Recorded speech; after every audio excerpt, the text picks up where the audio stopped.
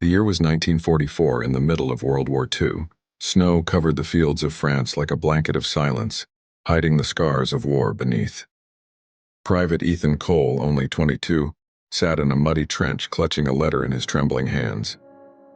Not a weapon, a letter. It was from his little sister Lily, back home in Canada.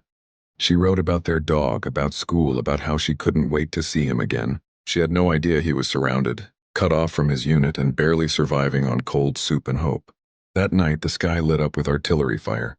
Orange flashes like angry lightning. The ground shook. Screams and orders filled the air. Ethan's best friend Miller shouted, "Cole, we hold the line, no matter what." But as the enemy tanks approached, Ethan could see the fear in everyone's eyes. They were outnumbered, outgunned. The snow turned red. Ethan crawled through mud and blood trying to pull Miller to safety, but a blast threw him back, ringing. Smoke, silence. When he opened his eyes, Miller was gone. The trench was destroyed and Ethan was alone. He reached for his pocket. The letter was still there, soaked in mud, but somehow untouched by fire. He stared at Lily's words and whispered, "I promised you I'd come home." Through the fog, he saw movement. German soldiers sweeping the area. He hid behind a destroyed truck, clutching his rifle, his hands shaking. Then he saw something. A small boy, maybe 10 years old, crying near the road. A French village child trapped in the chaos. Ethan knew what it meant. If he ran for the boy, he'd expose himself. If he stayed, the boy would die.